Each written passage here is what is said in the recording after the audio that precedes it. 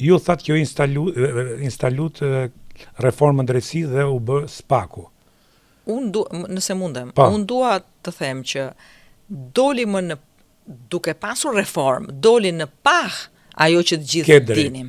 Ke drejt. Unë për mua është hera parë që në gjoj, duke u bërë ky sistem drejtësie dolin pa plaga. Dolin pa plaga. Se ishte vetëm u luder. Se ishte vetëm e mbuluar. Ke të drejt. Mbuloj. Këtë arsye as më ka shkuar mend as e kam një gjuhë deri më sot. Okej. Kështu që duke dalë në pa, krijohet ideja sikur ka më shumë. Jo. Ja. E kundërta është e vërtet që sot uroj dhe besoj shumë që me thellimin dhe sqarimin e kësaj reforme, që vërjani emrin si të doni, në zhargonin e tonë përditshëm quhet SPAK, quhet BKH, është ajo që nxjerr që i ka hapur petët byrekut, do të thoshim në një batutë të rëndom të popullore shqiptare. Kështu që dhe shumë mirë që është kështu. Pa. Dhe shumë mirë që është kështu.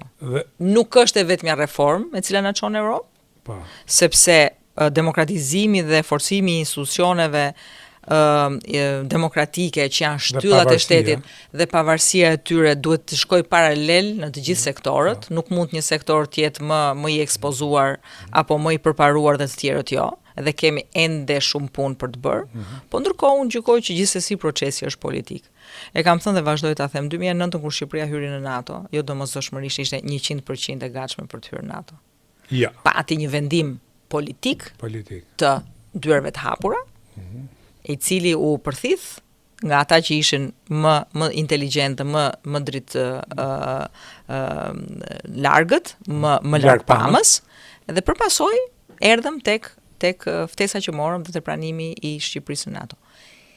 Se çfarë u bë më mbrapa, ishte pikërisht ajo që duhet të ndodhte, që brenda familjes reformat u përshpejtuan edhe u bën më të prekshme. Kjo gjë uroj dhe besoj që do të ndodhi edhe në Bashkimin Evropian, se ju e dini shumë mirë, gjithsesi kush e di shumë mirë, që standardet e rrugëve tona, po them të rrugëve ndër qyteta, se nuk po dal fare tek rrugët që ndërtohen sot që janë rrugë të një rëndësie të veçantë kombëtare.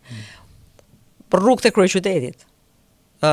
Rampat për handicapët, për të moshuarit.